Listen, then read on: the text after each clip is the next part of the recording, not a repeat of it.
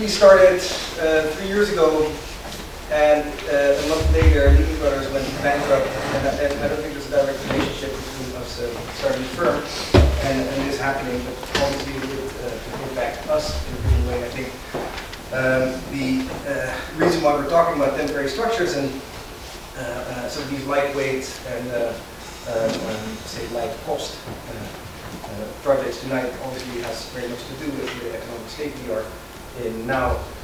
And I think for us it was in a way a blessing to start sort of in this condition of continuous crisis, not only economical but also maybe environmental. And the nice thing about these temporary structures is that it allows you to quickly test certain ideas and really work in a much more contemplative way. The program requirements are typically very light, and at the same time it allows you to research very fundamental ideas of time, movement play program.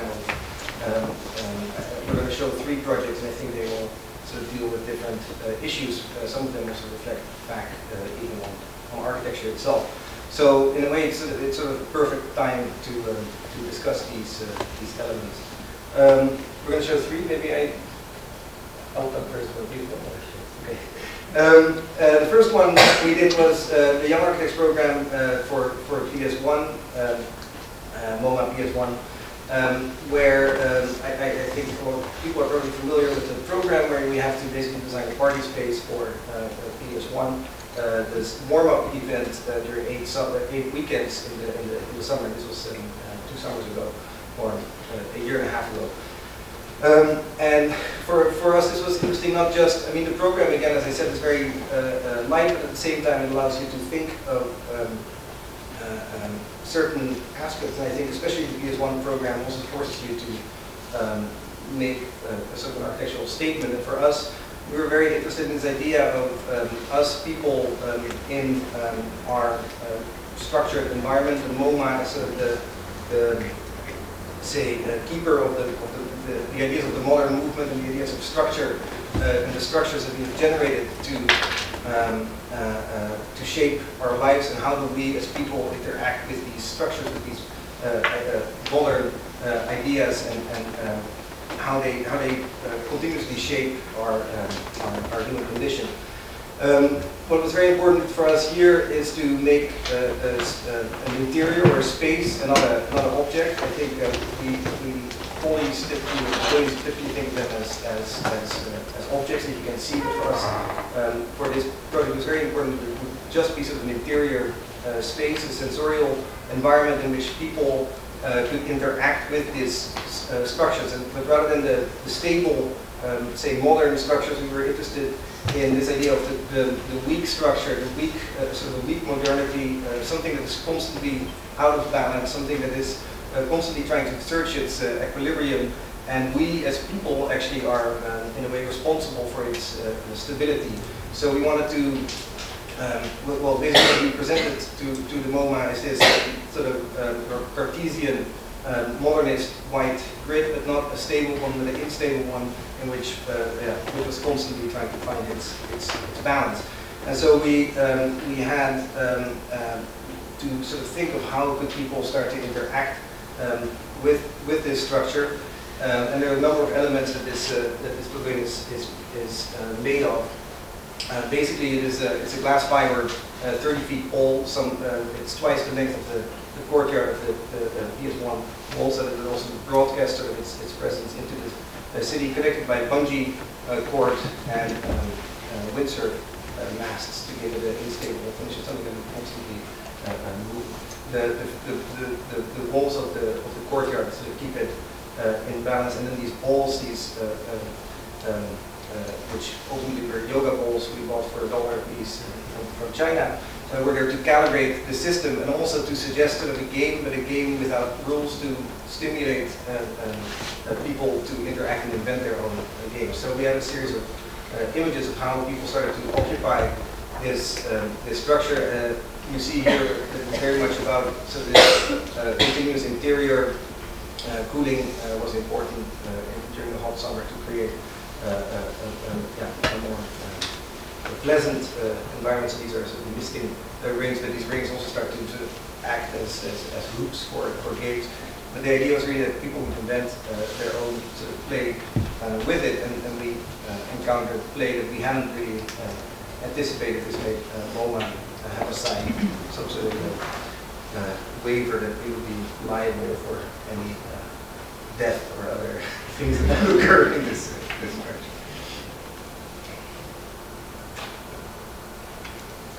And so we used there's basically two parts of the portrait. One is the main portrait, which had this pool for putting in the other smaller portrait we filled with sand. So what's really interesting is to see how people started to occupy the structure themselves and invent their own games.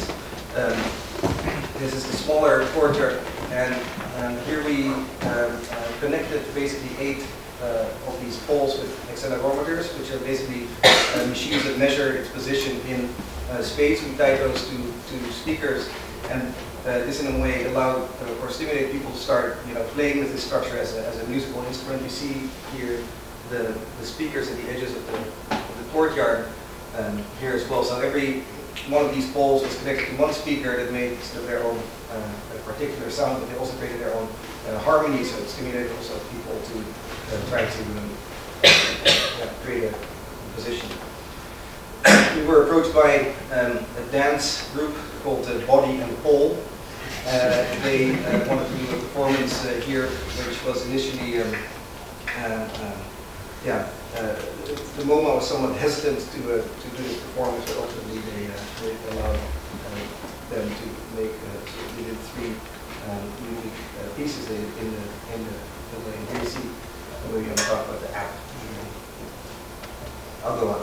So for these sounds that were connected to these poles, we then developed together with 2x4s. Arab helped us on the sound aspect, and then we developed an iPhone app that basically you could claim one of these poles on your app, and we were very interested in this idea of both the physical presence of this thing, but also in a way the virtual presence of this thing, and see if we could learn from the virtual world its playfulness and bring it back into the physical. So this became sort of a hybrid environment where people you could claim one of these poles and then adjust the sound level or the reverb or the volume. And so you had people shaking these poles at the same time trying on their iPhone to manipulate the sound that came out of it. And this data stream that came out of these poles moving, we could also use them to, for instance, make drawings for different graphic interfaces. And we had drawing contests online, which were where automatically your movements could be posted online. There was a Flickr page where, as soon as you took a picture, it would sort of, have its presence within the virtual realm as well. So we were very interested in this idea of this thing being both in the physical realm as in the virtual realm. So these are our friends from Arab who did all the sound programming and engineering. We had a short movie of this thing at work. Okay. Actually, you have to put on your 2D or 3D glasses here. What is very interesting is indeed that. So we presented this thing as a structure that could be occupied and people could interact with it, because we got approached by many people who actually want to do things with this. So when we won the competition, it was just its structure, and indeed Arab approached us to do this sound piece, and this dance group approached us to do this performance piece, and then this 3D filmmaker came to us and said, "Can I make a 3D movie of it?" And so this whole idea of a playful infrastructure that can be really occupied by, to stimulate also other people's imagination of how they could occupy it. And it's too bad we don't have the 3D glasses, because it's actually really amazing to see this in 3D. And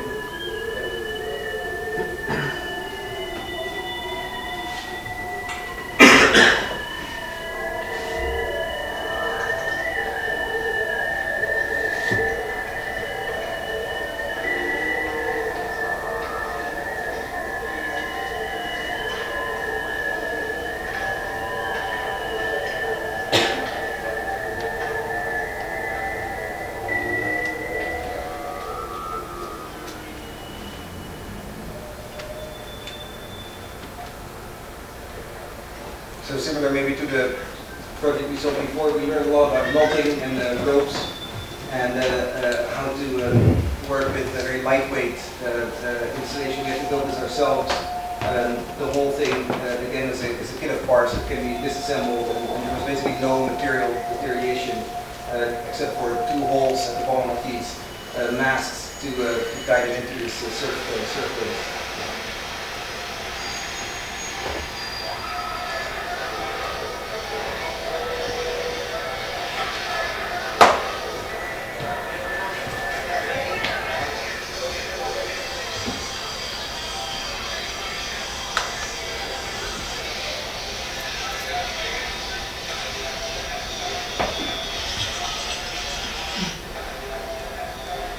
I think the nice aspect also of this program is that you're responsible for the budget yourself, and basically you have to construct the whole thing. And you take on the responsibility for the whole project by yourself, so it's a great type also, I think, for a young firm to show that they can handle some of these aspects without having too much exposure.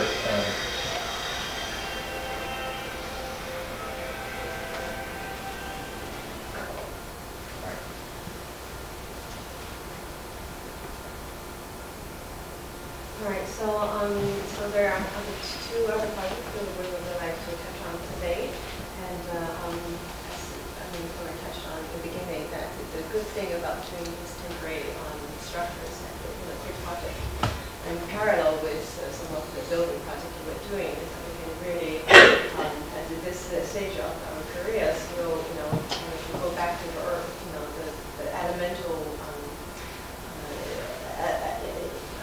elements, the fundamental elements of architecture. Like, for example, in this project we tested the structure, and in this unstable economic and culture environment, how do we occupy an unstable structure, not only physically but virtually, to allow the kind of in the negative way deterioration, but in a positive way more the flexibility and the possibility can emerge from this instabilities. And in the next project, this project we did 2 months after PS1, we wanted to carry on the same exploration about the unstable structure. We were contacted by Oling, the Chinese curator who organized big-scale culture events, and he has this Get It Louder event that was sponsored by Modern Media, and it was happening in the middle of Beijing every other year, and we invited about 100 artists to come in and present their work. And they needed one big pavilion that all the lecturers and performance could be housed in. So we were asked to design that in the Kengo Kuma complex, which is now today's version of Rockefeller Center in Beijing. And so what we wanted to do was to build this, the name of the project is Flockr, and what we wanted to do is what about this unstable structure becoming one object, and it actually creates this enclosure that's almost like a bird cage.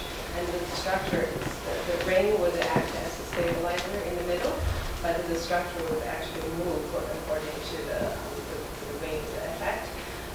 But unfortunately, this was in China, and we didn't have much control over it.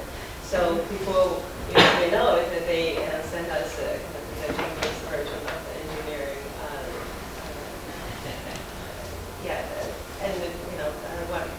along accompanied with this picture that we noticed that they embraced the basic structure, the unstable structure. We intended to be very stable, and that their reasoning was that the Beijing's wind is much more severe than New York was. I think it's important to know that this was 6 weeks we had from phone call to opening also. So the condition was a little bit different. But then, so we wanted to carry on this exploration of the stable structure, but eventually what became more interesting for us was to think of the scheme. Because what we intended to do is to drape this unstable cage with somewhat like a skirts. around it. So when the structure moves, the skirt, the skin will also start to shake and dance in the wind. And these were supposed to be the same as steel reflective panels. They, because of the budget, obviously, they told us that this is the collection of colors that's possible in the PVC reflective panels that stay our only options, and these are the colors that are close to the steel colors. Can you accept that? And we thought, okay, how many chances can we actually make a colorful building and let it be? So we chose the 3 pink ones. I think, it was really nice for a young artist to be daring and choose a pink color. You're always so scared of making mistakes like this in the early stage of your career. But so we chose the 3 pink one. And one journalist said that in his articles about this project, I have never seen a pink building that's so contextual. And I think in a way that throughout this collaboration process with the Chinese construction realities, that we also realized that the stable structure is not, also happens in the process of working with architecture, that we don't have to control the process completely, and just sometimes let the conditions of working in the country to let us discover new possibilities. And for example, we had this very meticulously drawn out the detail of how these panels is going to be cut and still allowed to move freely to the influence of the wind. And when the mock-up was done, our staff found out that they actually found a much more economical, I have to say environmentally more friendly way of zip-lining these panels to the structure, which worked exactly as well as our steel connections. And so this was the end result. We wouldn't claim 100% the design of it, almost, but actually throughout those 6 weeks of intense exploration, there was a lot of big surprises that made the project fun also for us to create.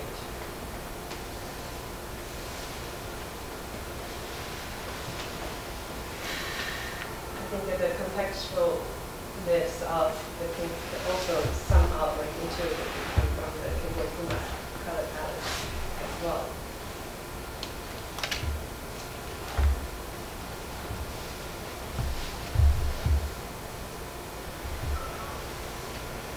And a lot of the artists, out of these 100 artists, a lot of them use the new media, so like videos and cameras and sound, and so the art actually, when we were on site, we almost felt that each of these panels, this video was taken before the event took place, that while the event was in place, you actually felt that each of the panels were reflecting what was happening around it, and they were almost like video screens with, in a low-tech version.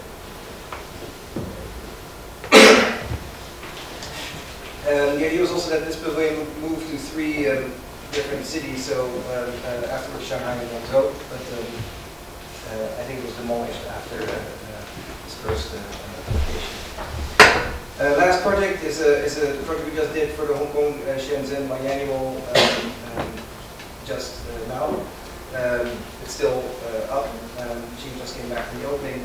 Terence Wright was the curator of this year's version, and he did a few things. One was he revived the Tricolonnade, the 1980 Paolo Portoghese installation at the Venice Biennial. That was sort of the kickoff date for post-modernism in a way. There were many facades that were done by Ungers, Rossi, Gary, and also OMA. And so he wanted to redo this idea of the facade, and he asked 12 firms to design a facade and also a space behind it to show their work. We were not so interested in this, or we actually in a way wanted to critique this idea of this, the super thin skin. In a way, architecture has become only this sort of shaping of the skin, because many of the other forces define what is behind this skin. And so we were interested in exploring on the one hand this idea of the birth of post-modernity. At the same time, we were interested in exploring this idea of the depth of the skin. So can we find depth within the skin? And can we make it also a place where you can be more than just sort of this singular say membrane that you move through. And so we were interested in this idea of the colonnade. The colonnade, a very classical type, the idea of a sequence of columns, but also at the same time sort of an occupiable space. We also were worried, because this is basically the plan. Next door was mass studies, and here I think was mad architects. And so it became sort of this shopping street of different and like a fair with these different booths. So we wanted to incorporate the wall, basically the dividing wall between these different pavilions and integrate it within the space. So it's a series of 7 columns, but these columns from the outside look very static. We made them triangulated with sort of Venetian detailing of marble veneer, so very, very thin. And from the outside, if you looked in, it looked like this very stable marble structure. But then we clad the inner sides with mirror, and so as soon as you enter, this thing that seems to be very stable became sort of an endlessly expanding space in which you weren't sure if you were looking at the veneer or the reflection of the veneer. Again, here I think the challenge was between sort of Venetian detailing and Chinese construction within 3 days, but it turned out quite right. Although I must say, as the Flockr Pavilion, these are 2 things that I have not actually seen myself, so I have to go with the pictures that were sent to us. You can see a little bit of the imperfection of the vertical. Yeah. And so here we also have a short video. This is Vincent Chose. We had a big discussion about, because he wanted to paint it black, and then we were painting it to paint it white. We've gone back at the last day. So what was interesting is that in this project we were tasked to think of the skin, and within this task we actually found that the space was actually more interesting. And so from structure to the skin and from the skin to the space, we're almost coming a full circle in this fundamental ideas of architecture that were coexisting in this project. What was also interesting is that the proportion of the space from the first loop, the second loop, and the third loop are quite different. So when you go in, you think they're all the same. And once you complete the loop, you come out in a different space and a different pace. And a lot of people are very disoriented in this maze, this optical visual maze.